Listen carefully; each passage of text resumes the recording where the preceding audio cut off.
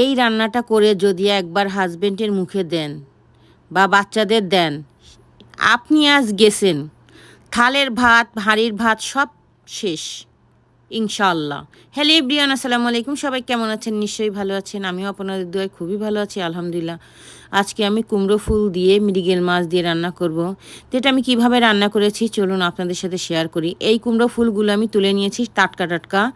এখন এগুলোর আমি মুখটা ফেলে, ভিতরে একটা ফুল ছিল ফেলে দিয়ে, এর ভিতরে কিন্তু পোকা থাকে, অবশ্যই এটা ভালো করে পরিষ্কার করতে হবে। আমি ভালো করে পরিষ্কার করে ধুয়ে পানি ঝরাতে দিয়েছি। এখানে আমি মৃগেল মাছ নিয়েছি 7 পিসের মতো, নিয়ে আমি তেল দিয়েছি। তো সবসময় আমি একটু হালকা তেল খাই, মাছ বলেন তরকারিতে বলেন, তো আমি তেল দিয়েছি পরিমাণ মতো। এখন আমি এর ভিতরে কিন্তু একটু বেশি পেঁয়াজ দিব। তা আমি এখানে বড় দেখে একটা পেঁয়াজ নিয়েছি। 1 টেবিল স্পুনের মতো আদা, 1 টেবিল স্পুনের মতো রসুন, 1 টেবিল স্পুনের মতো লবণ, 1 টেবিল স্পুনের মতো শুকনা মরিচ, 1 টেবিল স্পুনের মতো হলুদ, 1/2 টেবিল স্পুনের মতো ধনের গুঁড়া, 1/2 টেবিল স্পুনের মতো জিরার গুঁড়া, সব দিয়ে এগুলাকে আমি ভালো করে মাখিয়ে নিলাম। মাখানোর পরে এখানে আমি পানি দিব পরিমাণ মতো। তা দেখুন আমি কিন্তু হাতটা ধুয়ে এই মিশে পানি দিয়েছি। এখন এখানে আমি 6-7টা কাঁচামরিচ দিয়ে দিব। অবশ্যই কাঁচামরিচ দিতে হবে, কাঁচামরিচ দিলে টেস্টটা খুব ভালো আসে। আর আপনি চাইলে কিন্তু সরিষার তেল দিয়ে রান্না করতে পারেন এটা। এখন আমি ঢাকনি দিয়ে ঢেকে এটাকে কষিয়ে নিব। তা আমি মাঝে একবার ফিরে এসেছি। বড় মাছগুলো একটু বড় বড়, আস্তে আস্তে নাড়তে হবে যাতে ভেঙে না যায়। তো হালকা হালকা নাড়া দিতে হবে যাতে তলে লেগে গেছে কি না এটা দেখার জন্য। তা আমি আবার ঢাকনি দিয়ে 5 মিনিট এটাকে রান্না করে নিব। তা দেখুন আমার কিন্তু কষানো হয়ে গেছে, তেলটা উপরে উঠে এসেছে।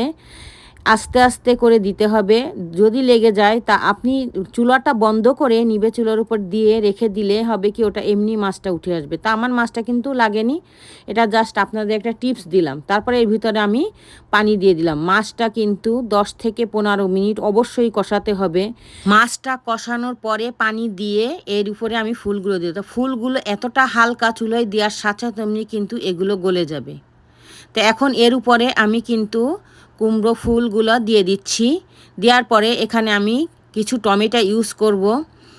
আপনি অপশনাল, দিলে দিতে পারেন, না দিলে কোনো সমস্যা নেই, তবে দিলে টেস্টটা খুব ভালো আসে। তা দেখুন আমি কিন্তু আরও 10 মিনিট এটাকে রান্না করে নিয়েছি। নেওয়ার পরে এখন দেখুন ঝোলটা কতটা অসাধারণ হয়েছে। আমি কিন্তু এটা ঝোল রাখবো।